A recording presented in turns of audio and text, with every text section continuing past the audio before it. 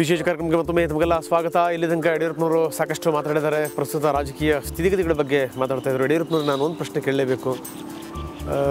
ನೀವು KJP ಸ್ಥಾಪನೆ ಮಾಡಿ ಬೇರೆ ಬೇರೆ ಕಡೆಗೆ ಈಗಾಗಲೇ ತಿರುಗಾಟವನ್ನು ಆರಂಭ ಮಾಡಿದಿರಿ, ಪಕ್ಷವನ್ನು ಸಂಘಟಿಸುವ ನಿಟ್ಟಿನಲ್ಲಿ ಪ್ರಯತ್ನ ಮಾಡ್ತಾಯಿದ್ದೀರಿ. ಈಗ ಲೋಕಲ್ ಬಾಡಿ ಎಲೆಕ್ಷನ್ಸಲ್ಲಿ ತಮ್ಮ ಅಭ್ಯರ್ಥಿಗಳನ್ನು ನಿಲ್ಲಿಸ್ತಾ ಇದ್ದೀರಿ ಸ್ಥಳೀಯ ಸಂಸ್ಥೆಗಳ ಚುನಾವಣೆಯಲ್ಲಿ.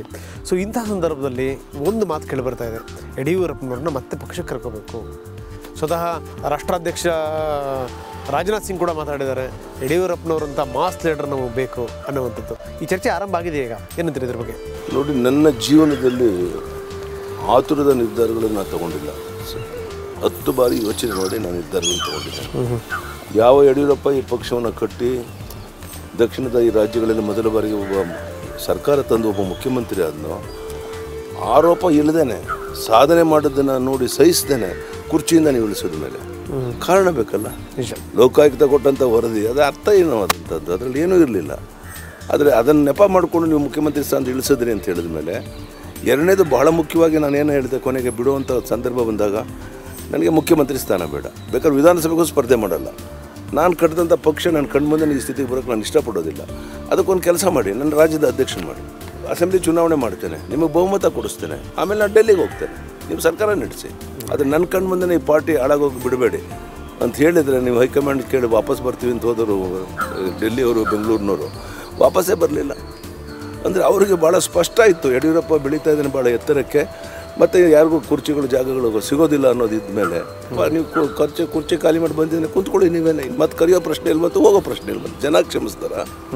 ಇಷ್ಟು ದೊಡ್ಡ ಪ್ರಮಾಣದಲ್ಲಿ ಯಡಿಯೂರಪ್ಪ BJPಯಲ್ಲಿ ಇದ್ದಾಗಲೇ ಅಲ್ಪಸಂಖ್ಯಾತರಿಗೆ ದೀನದಲಿತರಿಗೆ ಇಷ್ಟು ಒಳ್ಳೆ ಕೆಲಸ ಮಾಡ್ತಾಯಿದ್ರು. ಅವ್ರು ಬಿಟ್ಟು ಬಂದಿದ್ದಾರೆ ಅಂತೇಳಿ ಇಷ್ಟು ಸಂತೋಷದಿಂದ ಮೈಕಲ್ ಫರ್ನಾಂಡಿಸ್ ಅಂತವರು, ಅನೇಕ ಮುಸ್ಲಿಂ ಮುಖಂಡರುಗಳು ಇವತ್ತು ನಮ್ಮ ಜೊತೆಗೆ ಬರ್ತಾ ಇದ್ದಾರೆ ಅಂತೇಳಿ, ಕ್ರಿಶ್ಚಿಯನ್ ಸಮೂಹ, ಮುಸ್ಲಿಂ ಸಮೂಹ, ಪರಿಶಿಷ್ಟ ಜಾತಿ ಪರಿಶಿಷ್ಟ ವರ್ಗದ ಜನ, ಇವರೆಲ್ಲರೂ ಇಷ್ಟು ದೊಡ್ಡ ಪ್ರಮಾಣದ ನಂಬಿ ಬರ್ತಾ ಇರಬೇಕಾದ್ರೆ ನಾನು ಮತ್ತೆ ವಾಪಸ್ ಮನೆಗೆ ಹೋದರೆ ಜನ ಏನು ಅನ್ಕೊತಾರೆ? ನಾನು ಇದ್ರ ಪರಿಣಾಮ ಏನಾಗ್ಬೋದು? ಈ ತಪ್ಪನ್ನು ಜೀವನದಲ್ಲಿ ನಾನು ಮಾಡಿದ್ರೆ ಮುಂದೆ ಜನ ಕ್ಷಮಿಸ್ತಾರೆ? ಅಲ್ಲ ಇದಕ್ಕೆ ಸಂಬಂಧಪಟ್ಟಂಗೆ ಏನಾದರೂ ನಾಯಕರ ನಿಮ್ಮ ಜೊತೆಗೆ ಏನಾದರೂ ಮಾತಾಡಿದ್ದಾರೆ? ನಾನು ನೀವು ನಿಜ ಹೇಳಬೇಕು, ನಾನು ಪಕ್ಷ ಬಿಟ್ಟ ಮೇಲೆ ಒಬ್ಬರ ಹತ್ರನೂ ಸಂಪರ್ಕ ಮಾಡಿಲ್ಲ. ಅವ್ರು ಪ್ರಯತ್ನ ಮಾಡಿದ್ರು. ನಾನು ಹೇಳಿದೆ, ಒಂದು ಸಾರಿ ಸಂಬಂಧ ಕಳ್ಕೊಂಡ್ಮೇಲೆ ಅವ್ರು ಭೇಟಿ ಮಾಡೋದೇ ಅಕ್ಷಮ್ಯ ಅಪರಾಧ ಅಂತ ಭೇಟಿ ಮಾಡಿ.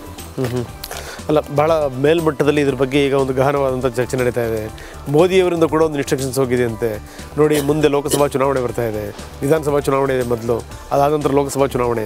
ಸೊ ಇಂಥ ಸಂದರ್ಭದಲ್ಲಿ ಯಡಿಯೂರಪ್ಪನವರಂಥ ಮಾಸ್ ಲೀಡರ್ ನಾವು ಕಳ್ಕೋಬಾರ್ದು, ಕಳ್ಕೊಂಡ್ರೆ ಪಕ್ಷಕ್ಕೆ ನಷ್ಟ ಆಗುತ್ತೆ ಅಂತ.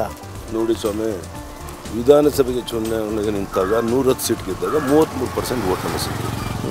ಈ ದೇಶದಲ್ಲಿ ಮೊದಲ ಬಾರಿಗೆ ನಾನು ಹಿಂದೆ ಇದ್ದ ಪಕ್ಷದಲ್ಲಿ 19 MP ಯಾವುದಾದ್ರು ರಾಜ್ಯದಲ್ಲಿ ಗೆದ್ದಿದ್ರೆ ಅದು ಕರ್ನಾಟಕ. 43% ಏರಿಕೆ ಆಯಿತು ಪರ್ಸೆಂಟೇಜ್ ಓಟು. ಅಂದರೆ ಆ ಪ್ರಮಾಣದಲ್ಲಿ ಜನ ಮೆಚ್ಚಿದ್ರು ಆಡಳಿತವನ್ನು. ಕೇವಲ 1.5 ವರ್ಷದಲ್ಲಿ, ಸರ್ಕಾರ ರಚನೆಯಾದ 1.5 ವರ್ಷದಲ್ಲಿ ನಡೆದಂಥ ಲೋಕಸಭಾ ಚುನಾವಣೆಯಲ್ಲಿ ಇಡೀ ದೇಶದಲ್ಲಿ 19 ಸ್ಥಾನ ಗೆದ್ದ ಮೇಲೂ ಸಹ ನಿಮ್ಗೆ ತೃಪ್ತಿ ಆಗಲಿಲ್ಲ ಅನ್ನೋದಾದರೆ ಅಂದರೆ ಅರ್ಥ, ಈಗ ನೀವು ಪಶ್ಚಾತ್ತಾಪ ಪಡ್ತಾ ಇರ್ಬೋದು, ಇಲ್ಲ ಅಂತ ನಾನು ಹೇಳೋದಿಲ್ಲ. ಯಾರಿದಕ್ಕೆ ಕಾರಣ? ಜನ ತೀರ್ಮಾನ ಮಾಡ್ತಾರೆ ಇದಕ್ಕೆ ಯಾರು ಕಾರಣ ಅಂತೇಳಿ.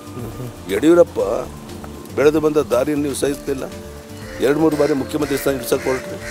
ಅರೆ, ಈ ದೇಶದಲ್ಲಿ ಮೊದಲ ಬಾರಿಗೆ ಅಕ್ರಮ ಗಣಿಗಾರಿಕೆ ನಿಲ್ಲಬೇಕು, ನಮ್ಮ ಸಂಪತ್ತು ಇಲ್ಲೇ ಉಳಿಬೇಕು ಅಂತ ಹೋರಾಟ ಮಾಡಿದ ಯಡಿಯೂರಪ್ಪನ ಅಪರಾಧಿ ಸ್ಥಾನದಲ್ಲಿ ನಿಲ್ಲಿಸಿದ್ರೆ, ಯಡಿಯೂರಪ್ಪ ಆರೋಪದಿಂದ ಮುಕ್ತರಾಗಬೇಕಷ್ಟೇ ಅಂತ 100 ಬಾರಿ ನಮ್ಮ ರಾಜ್ಯದ ಅಧ್ಯಕ್ಷರು ಈಶ್ವರಪ್ಪರು ಹೇಳ್ಕೊಂಡು ಬಂದರು. ಆಯಿತು, ಈಗ ನಿಮ್ಮ ಮೇಲೆ ಆರೋಪಗಳಿದ್ದಾವಲ್ಲ, ರಾಜೀನಾಮೆ ಕೊಟ್ಟರೆ ಯಡಿಯೂರಪ್ಪನ ಮೇಲೆ ಆರೋಪ ಸಾಬೀತಾಗಿತ್ತಾ? ಈಗ ನಿಮ್ಮ ಮೇಲೆ ಆರೋಪಗಳಿದ್ದಾವಲ್ಲ, ಅನೇಕ ಮಂತ್ರಿಗಳ ಮೇಲೆ, ಉಪಮುಖ್ಯಮಂತ್ರಿಗಳ ಮೇಲೆ ನೀವು ರಾಜೀನಾಮೆ ಕೊಟ್ಟರೆ? ಯಡಿಯೂರಪ್ಪನ ಮಾತ್ರ ಎಕ್ಸೆಪ್ಷನ್ನ? ಇದೆಲ್ಲವನ್ನು ರಾಷ್ಟ್ರೀಯ ನಾಯಕರು ಯೋಚನೆ ಮಾಡಿ ಕೊನೆ ಪಕ್ಷ ಮುಂದಾದ ಇಂಥ ತಪ್ಪುಗಳನ್ನು ಮಾಡೋದನ್ನು ಉಳಿಸ್ಕೊಳ್ಳಿ. ಕರ್ನಾಟಕದಲ್ಲಿ BJP ಏನಾಗುತ್ತೆ ಅಂತ ಕಾದು ನೋಡಿ. ಈ ಲೋಕಲ್ ಬಾಡಿ ಎಲೆಕ್ಷನ್ ಫಲಿತಾಂಶ ಬರುತ್ತಲ್ಲಪ್ಪ ಸ್ವಾಮಿ, 12/3, ಈಗಲೇ ನೋಡಿ, ಭಾಳ ದೂರ ನೀವು ಹೋಗಬೇಡಿ. ಸೊ ಈ ಮುಂದೆ ಸರ್ಕಾರದ ಸ್ಥಿತಿ ಏನು ಸರ್? ಏನಿಲ್ಲ, ಅವಧಿ ಮುಗಿತಾ ಇದೆ, ಚುನಾವಣೆ ಬರ್ತಾ ಇದೆ. ಚುನಾವಣಾ ಆಯೋಗ 1-2ನೇ ತಾರೀಕಿಗೆ ಬರ್ತಾ ಇದ್ದಾರೆ. May 15th ಒಳಗಾಗಿ ಎಲ್ಲ ಎಲೆಕ್ಷನ್ಸ್ ಚುನಾವಣಾ ಪ್ರಕ್ರಿಯೆ ಮುಗಿದು ಹೊಸ ಸರ್ಕಾರ ಅಸ್ತಿತ್ವ ಬರುತ್ತೆ. ಈ ಬಗ್ಗೆ ಯಾಕೆ ಚಿಂತೆ ಮಾಡೋಕೆ ಹೋಗೋಣ? ಯಾರಿದ್ರೇನು ಯಾರು ಇಲ್ಲದೆ ಇದ್ರೆ ವಿಧಾನಸಭೆ. ಅಲ್ಲ, ಇಂಥ ಸಂದರ್ಭದಲ್ಲಿ ಒಂದು ಪ್ರಶ್ನೆ ಕೇಳಲೇಬೇಕು. ಭಾಳ ನಿಮಗೆ ತುಂಬ ಎಕ್ಸ್ಪೆಕ್ಟೇಷನ್ ಏನಿತ್ತು, ಅಂಥ ನಾಯಕರು ಕೂಡ ನಿಮ್ಮ ಜೊತೆಗೆ ಇನ್ನೂ ಗುರುತಿಸ್ಕೊಂಡಿಲ್ಲ. ಇನ್ನೂ ಒಂದು ಮಾತನ್ನು ನಿಮ್ಮ ಮೂಲಕ ಜನತೆಗೆ ಹೇಳೋಕ್ಕೆ ಇಚ್ಛೆ ಪಡ್ತಾರೆ. ಈ ಸ್ವತಂತ್ರ ಭಾರತದ ಇತಿಹಾಸದಲ್ಲಿ ಮುಖ್ಯಮಂತ್ರಿ ಸ್ಥಾನ, ಅಧಿಕಾರ ಸ್ಥಾನ ಕಳ್ಕೊಂಡ್ಮೇಲೆ ಯಾರಾದರೂ ರಾಜಕಾರಣಿಗಳು ಫಾಲೋ ಮಾಡೋದು ಉದಾಹರಣೆ ಇದೆಯಾ? ವೀರೇಂದ್ರ ಪಾಟೀಲ್ ಮನೆಗೆ ಹೋಗಿದ್ದ ಅಧಿಕಾರ ಕಳ್ಕೊಂಡ ದಿವಸ ರಾಜಶೇಖರ ಮೂರ್ತಿ ಇನ್ನೊಬ್ಬರಿಬ್ಬರು ಮಾತ್ರ ಇದ್ದರು. ಅಟ್ಲೀಸ್ಟ್ ಯಡಿಯೂರಪ್ಪನ ಜೊತೆಗೆ ರಾಜೀನಾಮೆ ಕೊಡೋಕೆ ಹೋದಕ್ಕಾರೆ 75 ಜನ ಇದ್ದರು.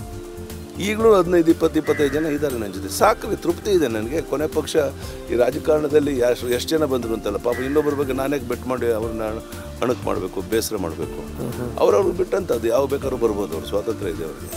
ಆದರೆ ನಾನು ನನ್ನದೇ ಆದ ನಿರ್ಧಾರವನ್ನು ತೊಗೊಂಡು ಮುಂದೆ ಹೋಗಿದ್ದೇನೆ. ನೀವು ಮುಂದೆ ಹೋಗಿ ನಾವೆಲ್ಲ ಜೊತೆ ಬರ್ತೇವೆ ಅಂತ ಹೇಳಿದ್ದು ನಿಜ. ಅವ್ರು ಯಾವಾಗ ಬರ್ತಾರೆ ಕಾದು ನೋಡೋಣ. ಅದಕ್ಕೆ ನನ್ನ ಪಶ್ಚಾತ್ತಾಪ ಬಿಡೋದಿಲ್ಲ, ಅದ್ರ ಬಗ್ಗೆ ಬೇಸರನೂ ಇಲ್ಲ ಅವ್ರ ಬಗ್ಗೆ. ಓಕೆ, ಸೊ ಬರ್ತಾರೆ ಅನ್ನೋ ವಿಶ್ವಾಸ ಇದೆ ತಮಗೆ? ಅಲ್ಲ, ಅದು ಅವ್ರಿಗೆ ಬಿಟ್ಟಂಥದ್ದು. ಯಡಿಯೂರಪ್ಪನ ಜೊತೆಗೆ ಹೋದರೆ ಅವ್ರ ಭವಿಷ್ಯ ಇದೆ, ರಾಜ್ಯದ ಜನತೆಗೆ ಒಳ್ಳೇದು ಮಾಡ್ಬೋದು ಅಂತ ಇದ್ರೆ ಬರಲಿ, ಇಲ್ಲದೇ ಬೇರೆ ಕಡೆ ನಾವು ಮಾಡೋದ್ರಿಂದ ಒಳ್ಳೆ ಕೆಲಸ ಮಾಡೋದ್ರಿಂದ ನಮಗೆ ತೃಪ್ತಿ ಬರುತ್ತೆ ಅಂತ ಅಲ್ಲೇ ಇರಲಿ, ಅದು ಅವ್ರಿಗೆ ಬಿಟ್ಟಂಥದ್ದು. ಸೊ ಯಾರು ಬರಲಿ ಬಿಡಲಿ, ಪಕ್ಷ ಕಟ್ಟೋ ಪ್ರಯತ್ನ ಅಂತ ಕ್ರಿಯೆ ಎಂದು ನಡೀತಾನೆ ಬಿಡ್ತಾ ಇದ್ದೀವಲ್ಲ, ಭಾಳ ದೂರ ಹೆಜ್ಜೆ ಇಟ್ಕೊಂಡು ಬಂದುಬಿಟ್ಟಿದ್ದೀವಲ್ಲ. ಈಗಾಗಲೇ 3 ತಿಂಗಳ ಹತ್ರ ಬರ್ತಾ ಇದೆ. ಮತ್ತು ಲೋಕಲ್ ಬಾಡಿ ಎಲೆಕ್ಷನ್ಸ್ ಎದುರಿಸ್ತಾ ಇದ್ದೇವೆ. ವಿಧಾನಸಭೆಗೆ ಅಭ್ಯರ್ಥಿಗಳನ್ನು ಆಯ್ಕೆ ಮಾಡೋ ಪ್ರಕ್ರಿಯೆ ಪ್ರಾರಂಭ ಆಗಿದೆ. ಮತ್ತೇನು ಎಲ್ಲದರಿಂದ ಯಾವುದಕ್ಕೂ ಹಿಂದೆ ಸರಿದು ನೋಡ್ತಾ ಇಲ್ವಲ್ಲ ನಾವು. ಎಸ್, ಯಡಿಯೂರಪ್ಪನವರು ಮತ್ತಷ್ಟು ನಿಮ್ಮ ಜೊತೆಗೆ ಚರ್ಚೆ ಮಾಡ್ತೀನಿ. ಸೊ ಇನ್ನಷ್ಟು ಮಾತಾಡೋಣ ಯಡಿಯೂರಪ್ಪನವ್ರ ಜೊತೆಗೆ. ಅದಕ್ಕಿಂತ ಮೊದಲು ಮತ್ತೊಮ್ಮೆ ಒಂದು ಸಣ್ಣ ವಿರಾಮ ತಗೊಂಡು